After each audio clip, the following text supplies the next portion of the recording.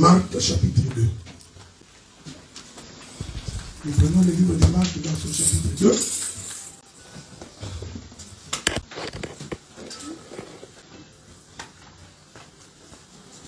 Je vais donc commencer par lire du premier verset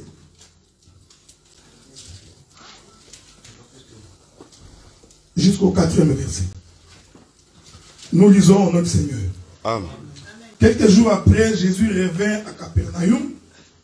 On apprit qu'il était à la maison. Il s'assembla un si grand nombre de personnes que l'espace devant la porte ne pouvait plus les contenir.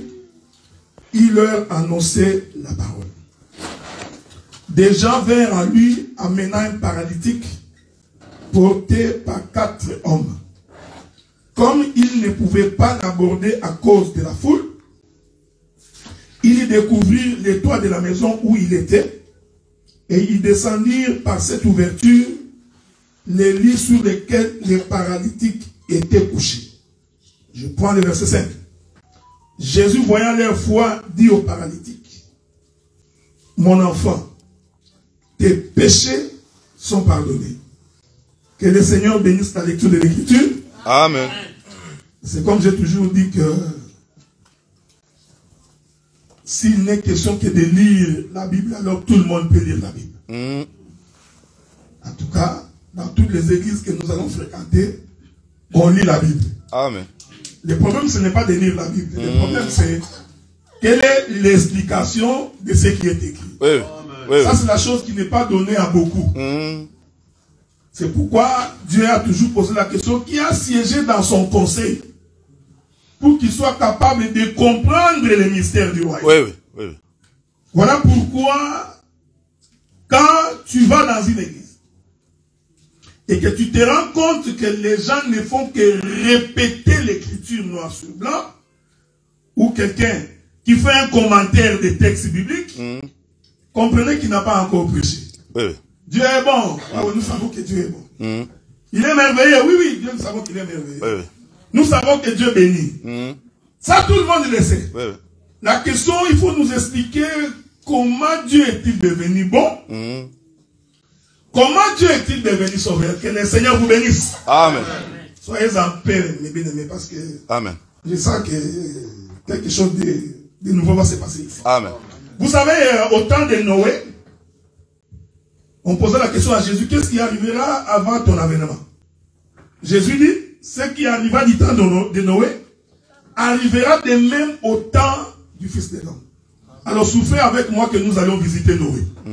Parce que si Jésus a fait référence à Noé, c'est qu'il y a quelque chose qui s'est passé chez Noé qui devrait nous interpeller. Amen. Alors nous rentrons chez Noé. La Bible dit que dans la contrée où Noé existait, il ne pleuvait pas. Il faut faire très attention. Cela veut dire que là où Noé se trouvait, c'était un endroit désertique. Ici déjà, il faut vous interpeller sur la notion du désert. Ce n'est pas pour rien que l'Éternel Dieu a amené Israël dans le désert. Ce n'est pas gratuit. Donc, quand Dieu dit à Noé de construire l'arche, les gens de la ville ont confirmé que ici, il ne pleut pas. Alors Noé était devenu comme un petit fou. Mais pour construire l'arche, bien aimé dans le Seigneur, parce que nous avons l'habitude, quand la Bible se tait, nous nous taisons. Parce que l'écriture, la Bible dit: n'allez pas au-delà de ce qui est écrit.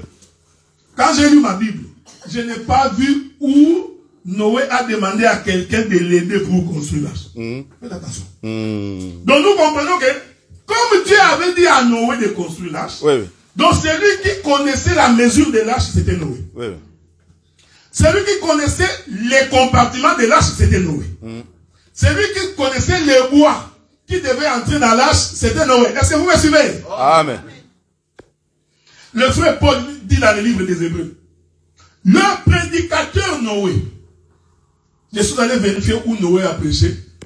Je n'ai pas vu Noé ouvrir sa bouche et prêcher. Mais le frère Paul confirme que Noé a prêché. Oh, nous savons que la Bible ne peut pas se contredire. J'ai toujours dit au bien-aimé, si tu vois une contradiction dans la Bible, il faut te dire que c'est toi qui ne voit pas encore. Mais Dieu ne peut pas se contredire. Est-ce que vous me suivez? Amen. Quand vous lisez Matthieu, Marc et Luc, vous verrez que Matthieu, Marc et Luc vont nous dire que Jésus sur la croix, il a bu du vinaigre. Mais quand vous lisez Jean, Jean dit qu'il a refusé de boire.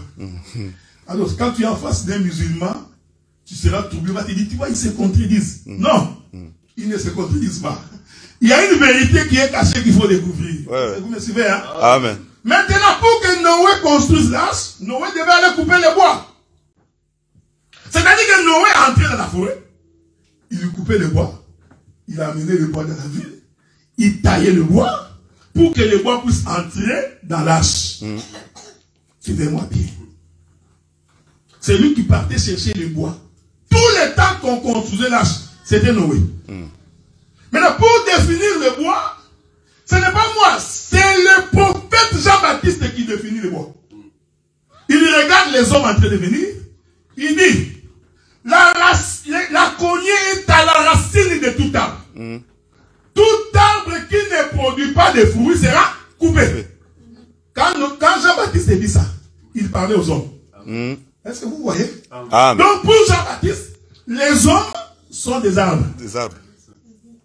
Maintenant, nous savons que naturellement, c'est l'arbre qui produit les fruits. Ça, c'est la nature. Donc, on ne peut pas dire que la chèvre a produit les fruits. Non. Non, non. Ne peut produire les fruits qu'un arbre. Est-ce que vous me suivez? Oui, oui. Donc, celui qui nous aide à définir un arbre, c'est Jean-Baptiste. Je vais prendre un autre témoin. Jésus qui dit, si l'on fait ainsi à un bois vert, parlez de lui. Que ferons-nous à un bois mort? Il identifie que nous, c'est un bois vert, mais que nous sommes des bois secs. Donc, je confirme ici que le bois est un homme. Amen. Maintenant, quand Noé est en train d'aller couper les bois, comprenez que prophétiquement, Noé était en train de récupérer les hommes dans la forêt. Amen. C'est comme ça que Paul dit que Noé est prédicateur. Amen.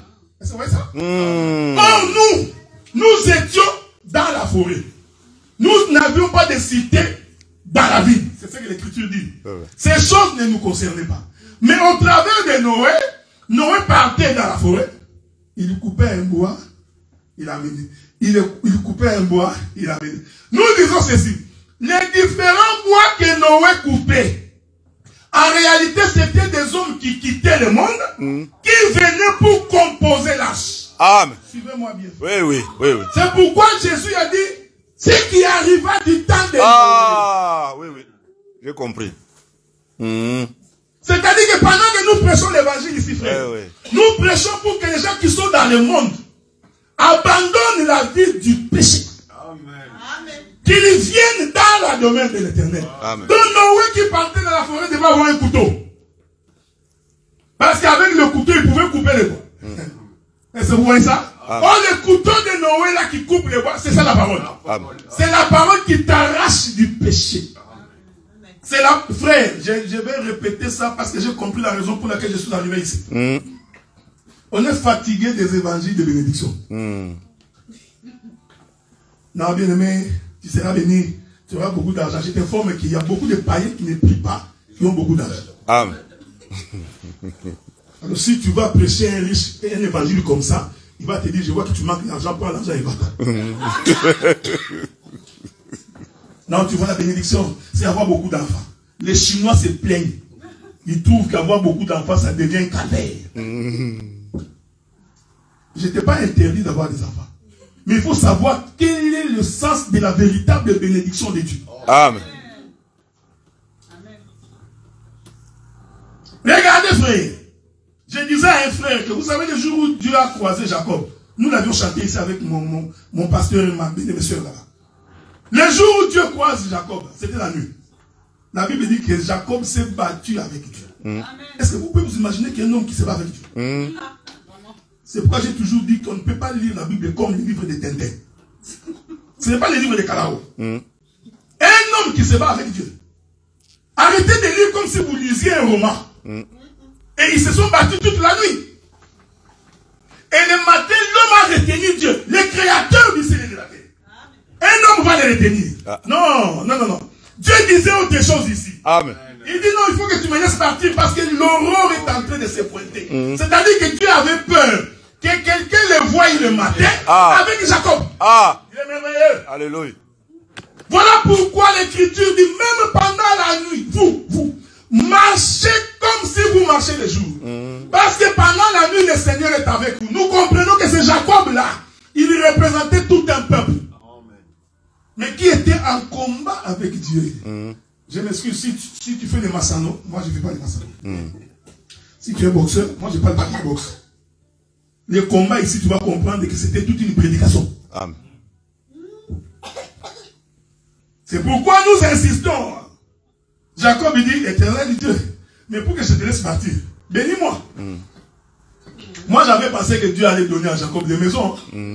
Lisez votre texte. Si c'était toi, Dieu, bénis-moi. Tu es en train de penser Rolls. Moi je vais conduire Maserati. Ça c'est la convoitise de la chair. Amen. La Bible dit que ceux qui en ont, qu'ils fassent comme s'ils n'en avaient pas. C'est ça la simplicité de l'enfant de Dieu. Ah, Dieu dit, bon, comme tu veux que je te bénisse. La Bible dit que pour bénir Jacob, qu'est-ce que Dieu a fait? Il a brisé Jacob. C'est ce que l'Écriture dit. Il brisa sa hanche, l'emboîture. Ah, donc j'ai compris que la vraie bénédiction, c'est le brisement de l'emboîture. Est-ce que vous me suivez? Amen. C'est vraiment attentivement, hein? Parce que si quelqu'un l'emboîture est brisée, il aura des difficultés pour marcher. En d'autres termes, Dieu venait de changer la démarche de Jacob. Alléluia. Oui. Parce que depuis ces jours-là, Jacob pour marcher, il devait s'appuyer. Je voudrais dire à quelqu'un aujourd'hui que Dieu te brise. Et que seul Dieu soit ton appui pour commencer une nouvelle marche. Amen. Si cela n'est pas encore arrivé dans ta vie, tu n'as pas encore rencontré le Seigneur. Rencontrer le Seigneur, ce n'est pas venir dans une église. C'est l'expérience personnelle de l'homme avec Dieu. Amen. Bien aimé dans le Seigneur, quand tu es en bonne santé, tu ne comprends pas l'importance de la santé. Il y a des gens, quand ils se réveillent le matin, ils se promènent, ils croient que... Mais le jour où tu tomberas malade, et que tu sentiras l'odeur de la mort, tu comprendras la nécessité de servir Dieu. Amen. Je disais à un frère, Daniel dans la fosse au lion n'a pas prié. Non, dans la fosse au lion, Daniel n'a pas prié. Mais chaque Shadrach et Abednego, dans la fournaise, ils n'ont pas prié. C'est-à-dire que ces gens-là priaient déjà.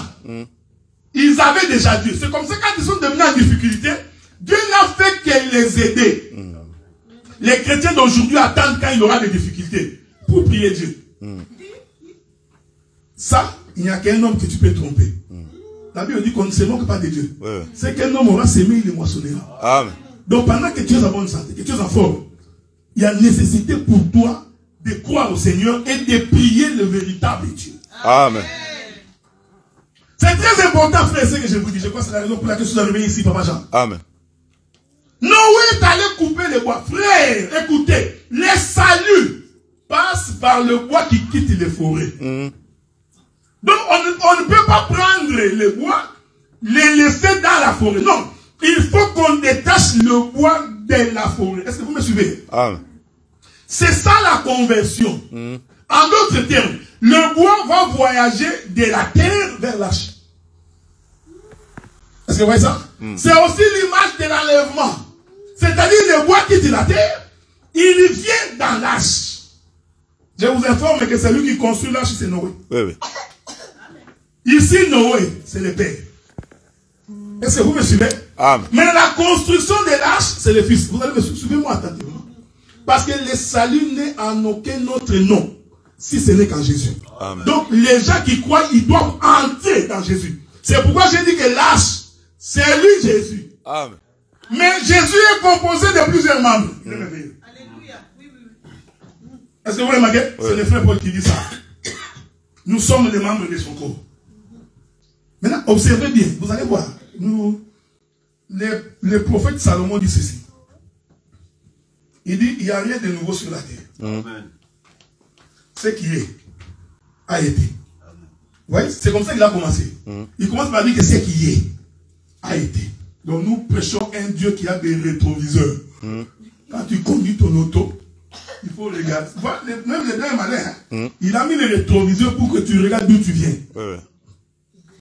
Donc Salomon, il a vu la voiture avec des rétroviseurs.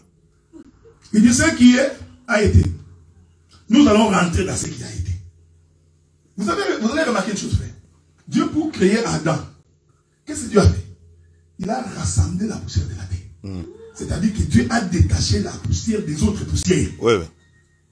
Donc, parce que Adam était d'abord poussière éparpillée. Est-ce que vous voyez ça? Adam était poussière éparpillée. Maintenant, quand Dieu regardait la terre, toute la poussière éparpillée, Dieu, lui, il a vu Adam.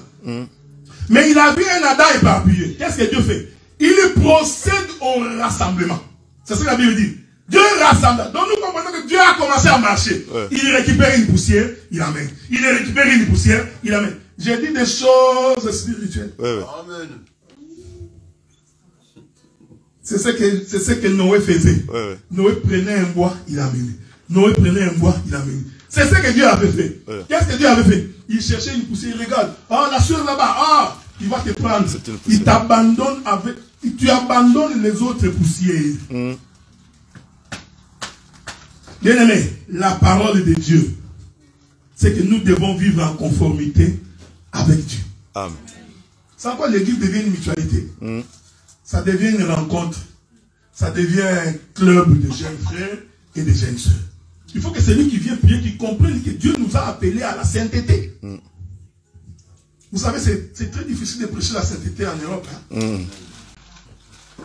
Mais ce que j'ai toujours aimé chez Dieu, c'est que un jour, Élie a dit à Dieu, Dieu, regarde, je suis resté seul. Jézabel a tué tous les prophètes. Dieu lui a dit, détrompe-toi. Moi, je me réserve toujours des gens. J'ai 7000 hommes qui n'ont jamais fléchi les genoux devant Baal. En Occident, il y aura toujours des gens qui vont préserver l'honnêteté de l'image. Amen. La vie de la sanctification. Mais ça, c'est là nous ne pouvons pas hériter le royaume. Il ne faut pas faire la magie. Il ne faut pas être courageux. On n'entre pas dans Canaan parce que tu veux entrer dans Canaan. Pour entrer dans Canaan, il faut accepter de quitter l'Égypte. Est-ce que vous voyez ce que j'ai dit? Donc, quand Noé est en train de prendre le bois, en réalité, Noé, il était en train de choisir les gens. Donc, Jésus nous disait, pour comprendre l'avènement du Fils de l'homme, regardez comment les gens vont venir à Christ. Quand vous voyez l'église en train de se constituer, dites-vous que ce qui arriva du temps de Noé va arriver. Amen. Il y a quelqu'un qui a dit, comme les gens de Noé, non, ça fait 3000 ans que, depuis que Jésus a dit qu'il revient bientôt, il n'est jamais revenu. Et trompe-toi, le frère Pierre dit, un jour est comme 1000 ans aux yeux de l'Éternel. Toi, tu as ton comptage des Romains. Les jours à 24 heures. Je t'informe d'ailleurs que selon Dieu, les jours n'ont pas 24 heures. Les jours à 12 heures. C'est ce que Jésus a dit. N'y a-t-il pas 12 heures dans les jours? C'est très important. Or, les 12 ici, ce sont les 12 enfants de Jacob. C'est pourquoi Jésus, en arrivant, il a aussi choisi 12 apôtres. Amen. Pour symboliser les jours. Amen. Je disais à... Non, ça, je vais laisser tomber. Essayons de ne pas scandaliser les faibles. Est-ce que vous comprenez ce que nous disons? Maintenant, regardez, quand Noé, en fait, ce que Noé est en train de faire là, c'est toute une prédication. Donc, il est en train de prêcher les bois. Venez. Et les bois venaient. Et les bois vont constituer un corps qu'on appelle arche. Donc, l'arche, c'est un corps constitué de bois. Je vais le dire autrement. L'arche, c'est un corps constitué des hommes. Amen. Est-ce que vous voyez ça? Donc, l'arche, c'est toute une maison. Maintenant, regardez. Quand le corps est constitué, c'est ce corps-là que nous appelons Adam. Selon les livres de Genèse. Or, Romain nous dit, le premier Adam n'était que l'image du second et du dernier Adam. Donc nous comprenons que Adam, le vrai Adam, c'était Christ et Jésus. Voilà pourquoi, pour que nous devenions corps avec Jésus, il faut que nous devenions membres de son corps. Amen. Est-ce que vous voyez ça? Il faut que nous quittions le monde, que nous devenions membres du corps de Jésus. C'est ça le véritable Adam. Maintenant, regardez, une fois que l'arche est constituée, les gens ont continué à dire, il ne pleut pas dans cette contrée. Comme quelqu'un a dit, non, Jésus ne va pas revenir. Dieu va tuer tous ces gens. Il y a des gens qui sont plus miséricordieux que Dieu. Dieu n'a pas la même miséricorde que vous. Hein? Oui, oui. Oh, il y a beaucoup de gens qui meurent au Pakistan. Est-ce que tous ces gens vont aller en enfer? Ça, c'est pas mon problème. C'est pourquoi la Bible dit que vos pensées ne sont pas mes pensées. Amen. Autant les cieux est éloigné de la terre, autant mes pensées sont éloignées de vos pensées. Oui, oui. Voilà pourquoi, frère, ne te contente pas du nombre. Prie pour que tu participes à l'enlèvement. Amen. Les temps vont devenir difficiles dans ce monde. Vous allez voir. Oui, oui. Déjà là, vous sentez. Dieu a dit, c'est encore le douleur de l'enfantement. C'est encore rien. Je vous informe que le monde va devenir pire. Ça, je vous l'ai dit. Parce que les occultistes sont en train de gérer le monde. Oui. Le monde est géré par des satanistes. Il ne faut pas vous tromper. Donc, tous ces gens-là que vous voyez, regarde, prie le Seigneur pour avoir des millions. Tu n'auras pas de millions.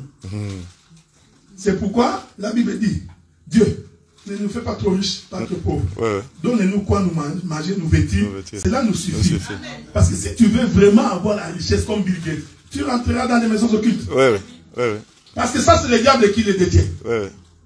C'est un pouvoir qui lui a été donné. Voilà pourquoi, bien aimé dans le Seigneur, quand on construit l'arche, c'est pour annoncer qu'un jugement va venir. Amen. C'est ce que Dieu voulait dire aux gens de cette ville-là. Regarde ce qui arrive du temps de Noé. Maintenant, qu'est-ce qui est arrivé? Dès que Noé a fini de construire l'arche. Bon, ce que je vais dire ici va être très compliqué pour les gens qui ne sont pas très durs, très mûrs dans l'évangile. Mais je vais quand même le dire. Avez-vous remarqué que lorsque Dieu a fini de créer Adam, qu'est-ce que Dieu fait? Dieu va souffler dans Adam. En d'autres termes, Dieu, il est entré dans Adam. Amen. Je répète ça. Oui. Parce que si tu comprends ça, tu comprends ce que je veux dire par là. Dieu, lui-même Dieu, il prend la poussière, il forme un corps. Il regarde le corps. L'Écriture dit que jusque-là, ce n'était pas un être vivant. Alors Dieu décide qu'il devienne un être vivant. Qu'est-ce que Dieu fait? Il souffle. Faites attention. Le souffle de Dieu ici, ce n'est pas... Non! Le souffle de Dieu veut tout simplement dire que Dieu est entré dans un corps. Amen.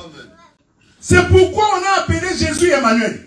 Cela veut dire Dieu dans un corps. Amen. Le jour où Marie tombait enceinte, l'ange dit à Marie, l'enfant que tu concevras sera conçu sous l'ombre du Très-Haut. C'est la raison pour laquelle on l'appellera fils de Dieu. Faites attention. Les témoins de Jéhovah pensent que quand nous disons fils de Dieu, nous voulons dire Dieu et le fils. Non. Quand Dieu porte un corps, il s'appelle fils. C'est pourquoi il a créé Adam. Écoutez ce que Dieu dit. Créons l'homme à notre image. Selon notre propre ressemblance. Faites attention, ce n'est pas le français. Notre ici, Dieu n'était pas avec les anges. Non. Dieu était lui-même, mais dans tous ses attributs. Amen. Je vais donner un exemple. Voyez, moi, c'est le frère Adélar. Oui. Donc, si tu m'appelles frère, tu n'as pas péché. Les pasteurs d'aujourd'hui, tu l'appelles frère. Dis non, je suis pasteur. Moi, apôtre, non, tu m'appelles frère, c'est pas un problème. Amen. Moi, c'est le frère Adélar. Je suis marié. Pour ma femme, je suis l'époux. Oui. C'est moi. Pour mes enfants, je suis le père. Oui. C'est toujours moi. Pour mes nièces, je suis l'oncle. C'est toujours moi. Oui. Pour mes petits frères, je suis le grand frère. Ouais, c'est toujours moi. Mais je change de costume. Oui. C'est ça Dieu au pluriel. Amen. Donc il est le sauveur, Alléluia. il est le créateur, Oui. il est le produit. Ouais, donc quand Dieu disait nous, c'était Dieu lui-même dans tous ses Dieu reçut la vie. Un témoin de Jéhovah va dire que non, Dieu était avec les anges. Non. C'est pourtant il était tout seul. Tu verras, au fond de ces versets, Dieu dit, et Dieu créa l'homme à son image. Il a commencé par créer l'homme à notre, mais quand il finit, il dit, il est créé à son. Donc, Dieu, dans tous ses attributs, c'est lui qui parlait. Voilà pourquoi quand tu es en difficulté, et que tu es malade, et que tu implores le Seigneur, il ne vient pas en tant que père. Il prend un costume, Versace.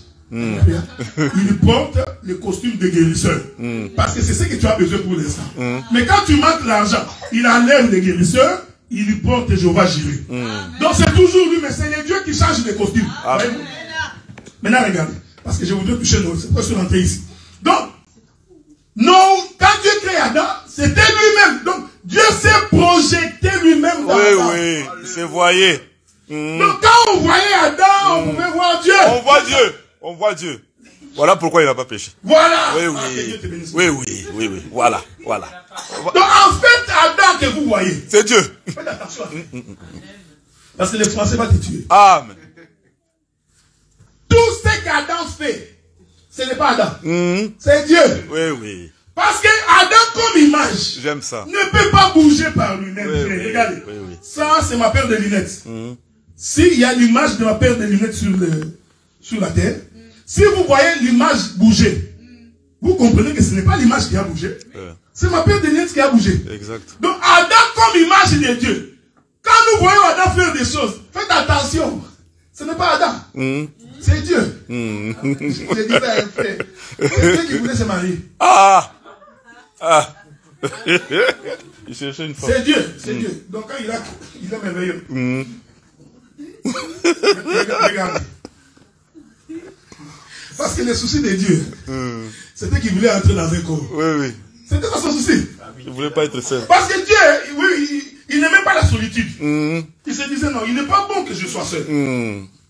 Cette écriture-là, ce n'est pas... Parce qu'Adam n'a jamais dit à Dieu qu'il se sentait seul. Non, il ne faut pas prêcher comme des oui. On a fait défiler les animaux des Adams. Adam a regardé, Adam est devenu triste parce qu'il était seul. Qui t'a dit ça? C'est une chose que toi-même tu t'imagines. Qui t'a dit qu'Adam était triste? Adam se suffisait à lui-même. Oui. Le problème c'était Dieu. Il dit, yo. Parce que je t'informe que quand Dieu a donné le commandement à Adam, la femme n'était pas encore créée. Il faut lire la Bible, hein? Quand Dieu a créé le jardin, il crée l'homme, il donne à l'homme l'autorité du jardin. Ensuite, il dit à l'homme, tu mangeras de tous les fruits, pas le fruit du milieu. Je t'informe que la femme n'était pas encore créée. Amen. Bon. Que les sœurs me supportent un peu. La femme n'a jamais écouté la voix de Dieu. C'est pas moi, c'est l'écriture. Il n'a jamais écouté la voix de Dieu. C'est lorsque Ève a été créée, c'est Adam qui a dit à Ève, Dieu m'a dit, nous mangerons tout, sauf ça. Amen. Et le diable savait que la femme n'avait pas la précision de la chose. Voilà pourquoi il a attendu la manifestation de Ève pour que la tentation rentre. Il est passé par elle. Dieu a-t-il réellement? Ce n'est pas pour rien qu'il a ajouté réellement. Parce qu'il savait que cette femme, comme elle n'a pas écouté directement la voix de Dieu, elle aura des imprécisions. Et la femme dit, Dieu a dit, vous ne mangerez pas. Et vous n'y toucherez pas. Ça, c'est que Dieu n'avait pas dit ça. Le diable a compris que pour ça, on peut l'avoir. Donc, vous comprenez que Ève est la première église d'Adam. La première église d'Adam, c'était Ève. Parce que c'est Adam qui a... C'est pourquoi dans un mariage, frère, même si on est en Occident, l'homme reste le chef de la famille. Amen. Vous pouvez aller faire ce que vous voulez quand vous sortez, mais selon l'évangile. Et vous les hommes, il faut être chef dans la maison, frère. Amen.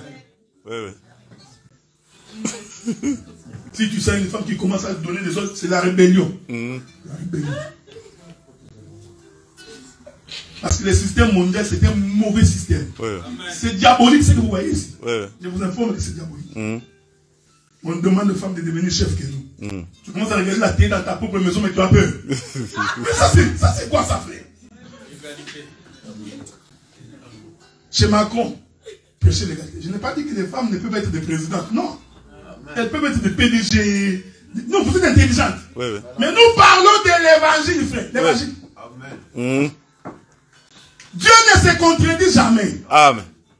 Il a donné l'autorité à Adam. Donc, et puis, quand un homme aime, il donne. Oui, il aime, oui. Non, c'est pas de ma faute. Si tu n'as pas choisi une femme que tu n'aimes pas.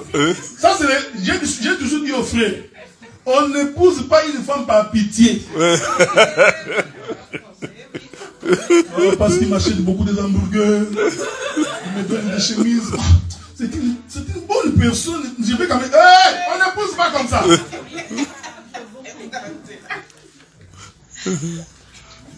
Et toi aussi, une femme, quand on ne t'a pas encore épousé, ne fais pas de cadeaux à l'homme. Quand on ne t'a pas encore épousé, chemise tu achètes, pantalon tu achètes. Non! Attends qu'elle t'épouse d'abord. Donc celui qui aime, il donne. C'est pourquoi Dieu s'identifie à l'homme. Il dit, ce n'est pas vous qui m'aviez aimé. C'est moi. Amen. Je vous ai aimé le premier. Amen. Et puisque je vous ai aimé, je donne. Amen. Un homme, à cause d'un moment, m'a capoté. La femme doit fuir.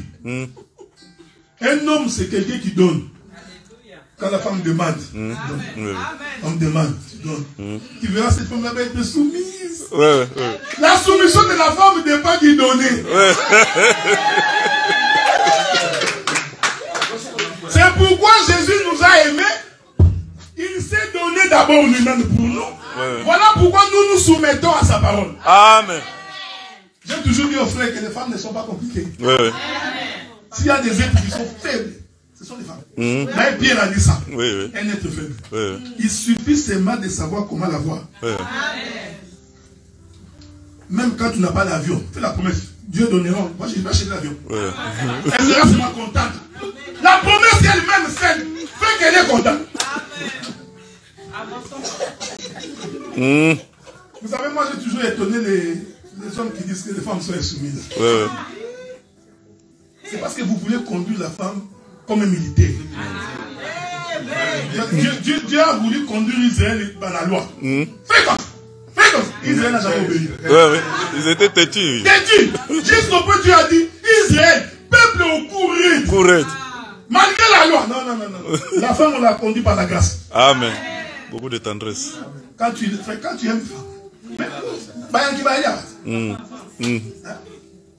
quand une femme aime, elle peut marcher de Kingassan jusqu'au marcher sans. Juste l'amour. Rien d'autre que l'amour. Regardez, frère. Le problème, c'était Dieu qui voulait avoir une femme. Dieu savait que lui, en tant que père, il ne peut pas avoir une femme. Qu'est-ce qu'il fait? Il faut faire attention. La notion du père ici, ce n'est pas père et maman. Non. En tant que créateur, il ne peut pas avoir une femme. Qu'est-ce que Dieu fait? Il s'est fait un corps qu'on appelle Adam. Dès qu'il finit, qu'est-ce que Dieu fait? Il souffle dans Adam. Écoutez-moi maintenant bien. Or, le souffle, c'est l'intérieur du père. Quand vous voulez souffler, c'est de votre intérieur que vienne le souffle et que vienne la parole. Amen. Parce que la parole est un souffle des entrailles de quelqu'un. Dans leur détresse, ils invoquèrent l'Éternel. L'Éternel leur envoya sa parole. Faites attention. La parole ici, c'est le souffle de l'Éternel qui sort de ses entrailles. Et quand il sort de ses entrailles, qu'est-ce que cela veut dire? Il va abandonner l'étiquette du Créateur. Parce qu'il prend le souffle. Il se déverse dans Adam.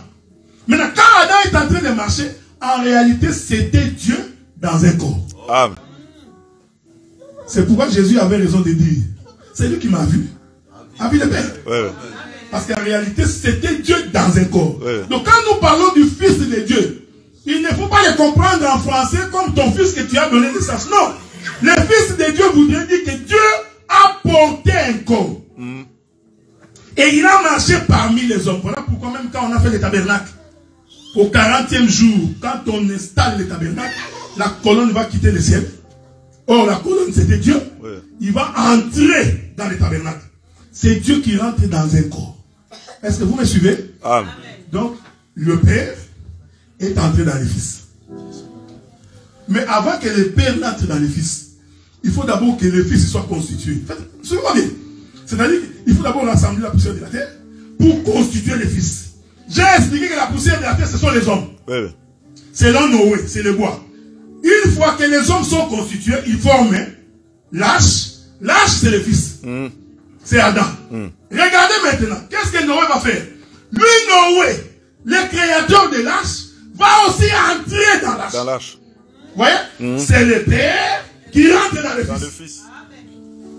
Est-ce que vous me voyez? C'est pourquoi il avait dit, si vous croyez à ma parole, moi et le Père, nous viendrons habiter chez vous, et tous nous formerons un.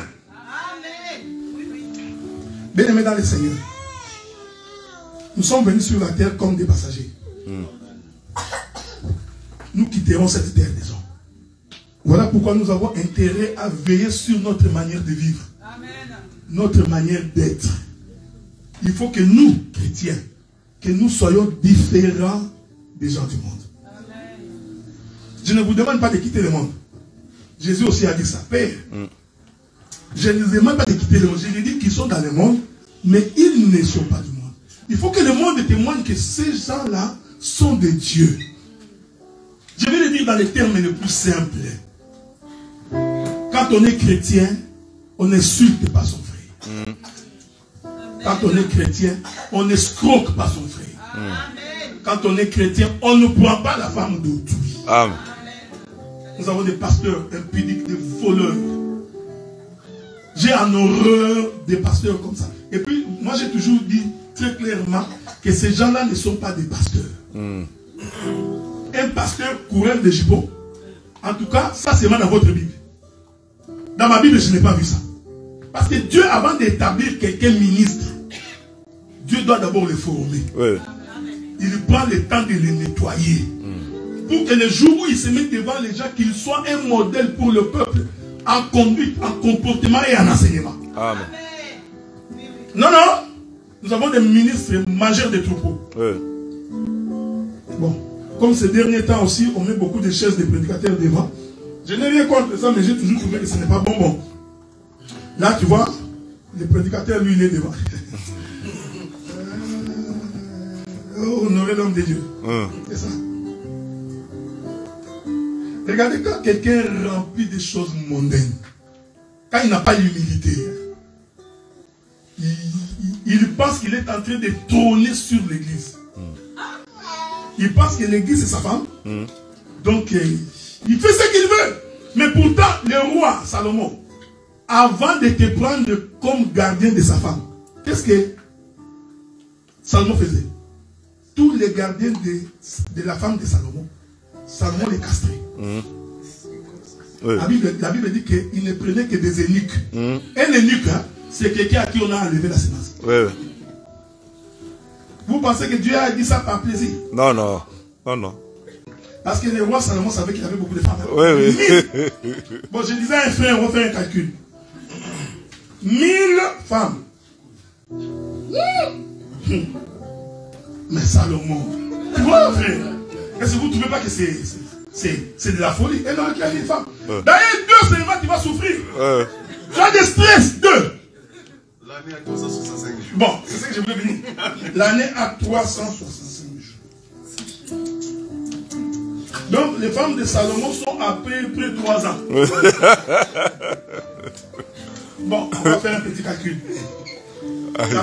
La première femme de Salomon s'appelle Bernadette. Okay? Bon, supposons que Salomon va avec Bernadette. Vous comprenez ce que j'ai dit, hein? Ouais. Je parle de grandes personnes. Salomon, le 1er janvier, il va avec Bernadette. Bon, prenons l'hypothèse que Salomon va avec les femmes tous les jours. Ce qui est impossible. C'est-à-dire que pour que Salomon revienne chez Bernadette, Bernadette doit attendre à peu près 3 ans et demi.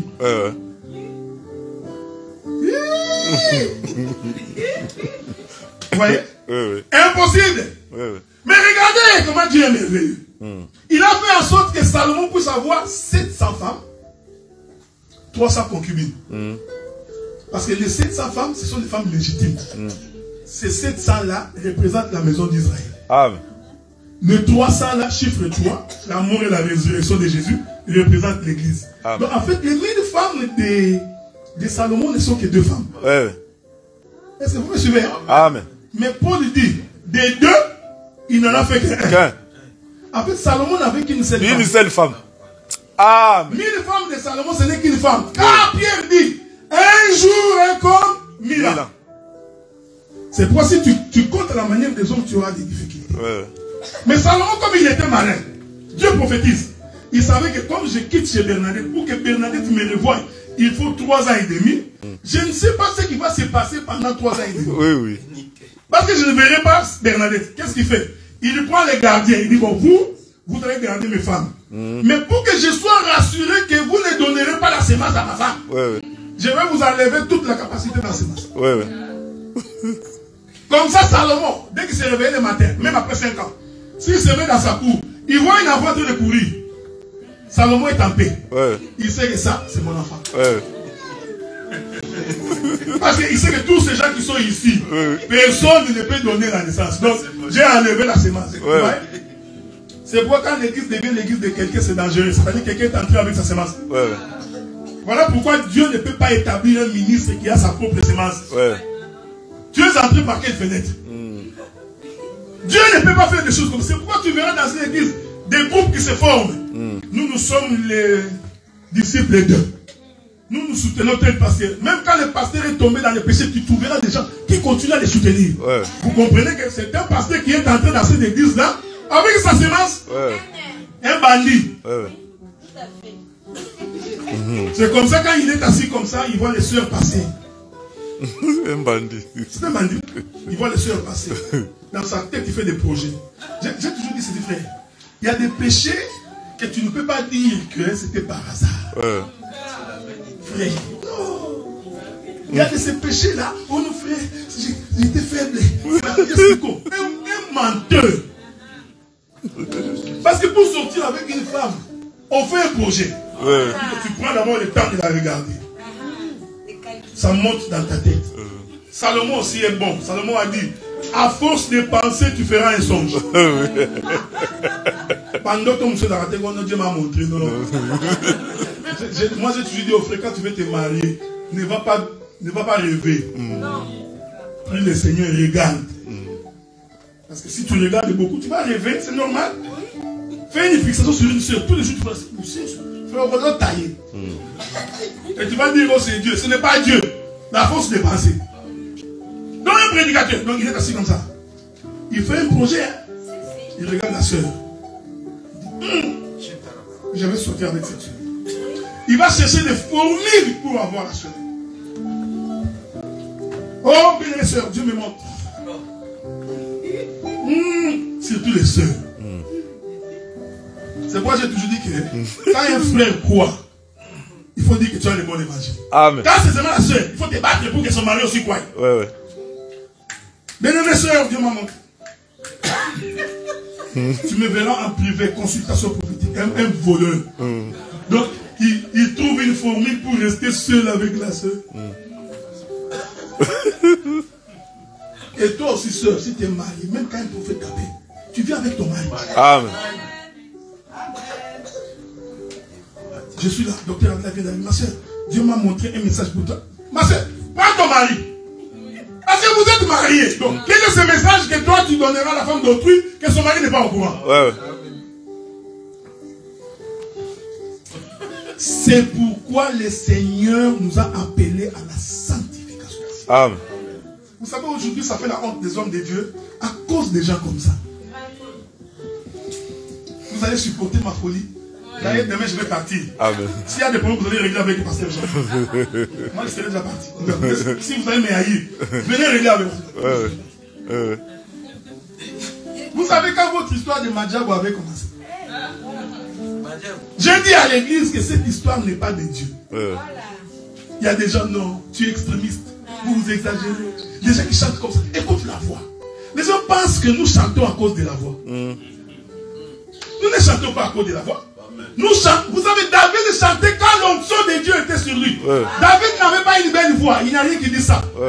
La Bible dit souvent que l'onction de Dieu était sur David. Quand il chantait, c'est cette onction-là qui accordait la délivrance. Amen. Voilà pourquoi quand tu chantes, il faut que tu sois un homme, une femme de prière. Amen. Pour que ton chant, quand tu chantes, que la puissance de l'esprit se dégage dans les chants. Ce n'est pas une question d'une belle voix.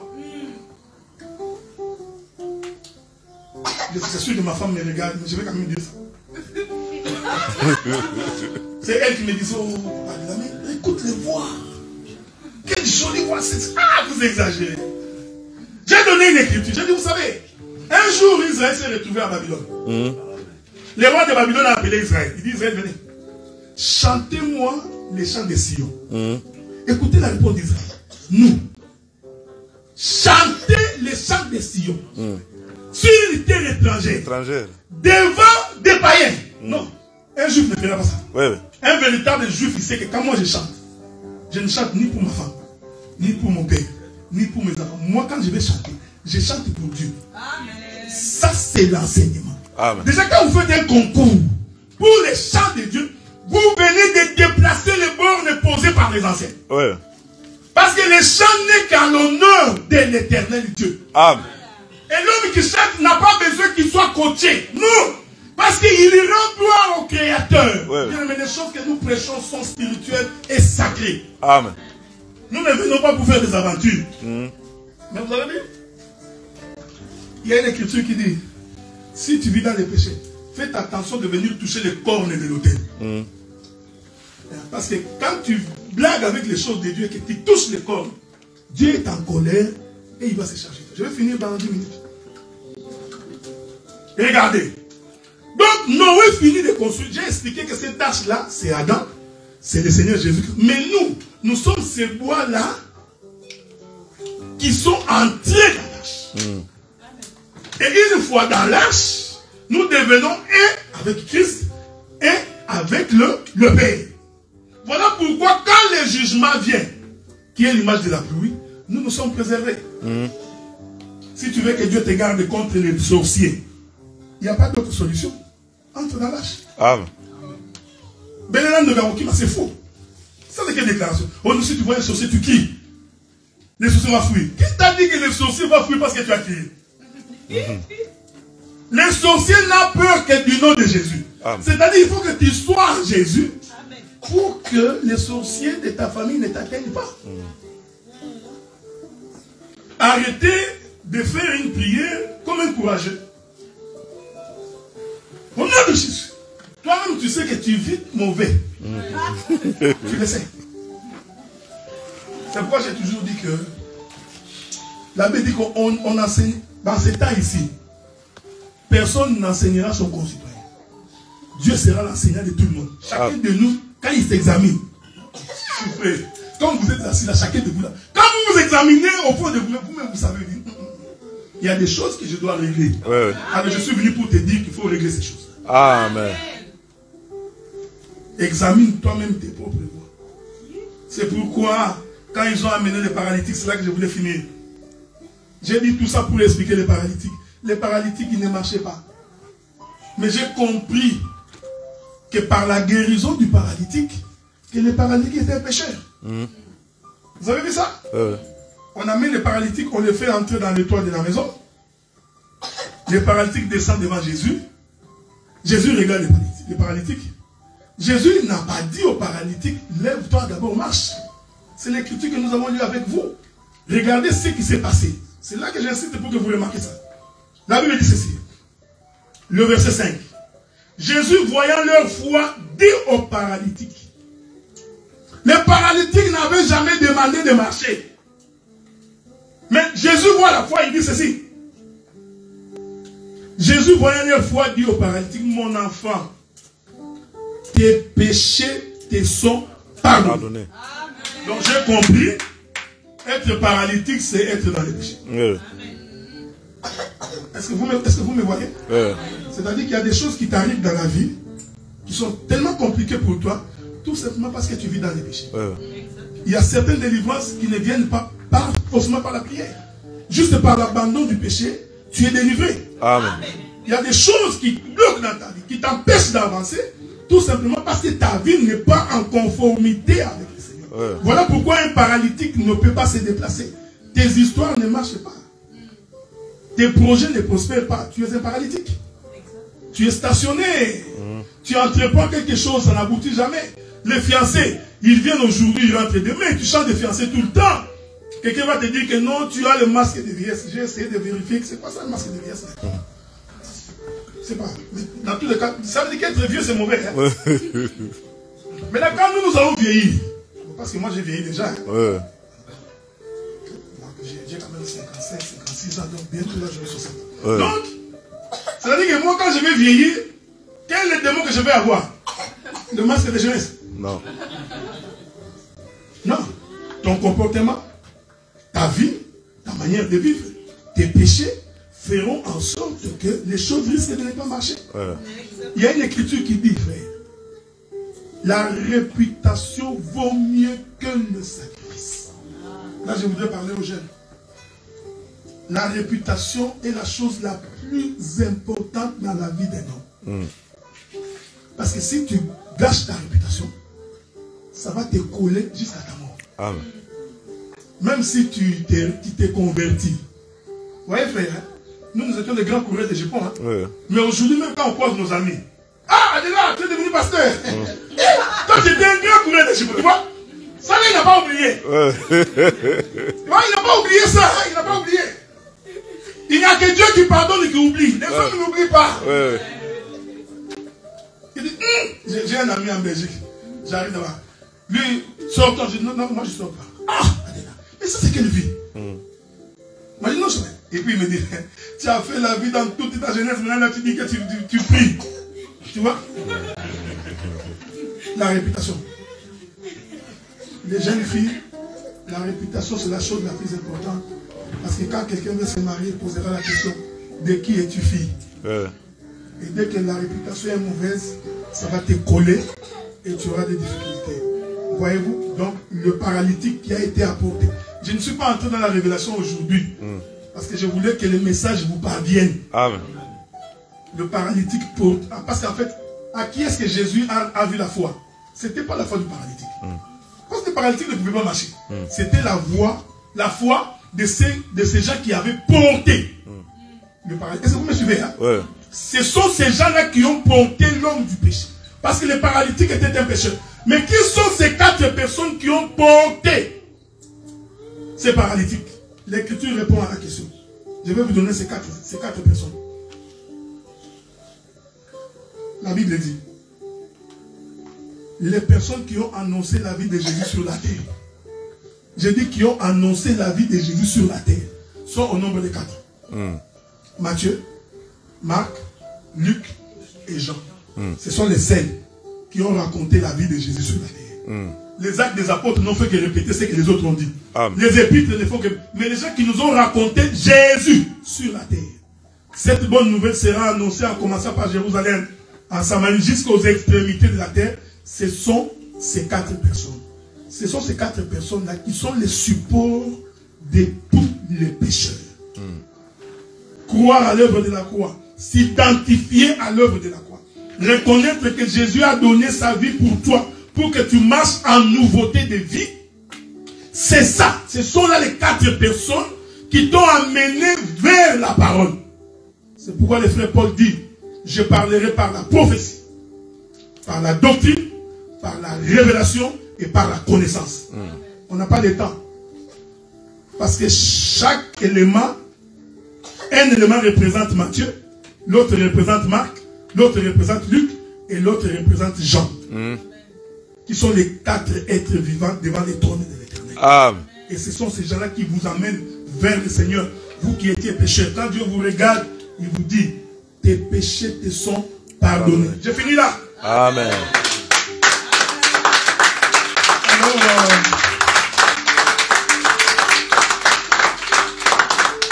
les scribes ont regardé Jésus, ils ont dit, c'est pas vrai. Il n'y a que Dieu qui peut pardonner les péchés. Mais je vous avais dit, qu'est-ce que c'est le Fils de Dieu? C'est Dieu dans un corps. Ouais. Tu vois, ils ont dit non, un homme ne peut pas pardonner les péchés parce qu'il n'y a que Dieu.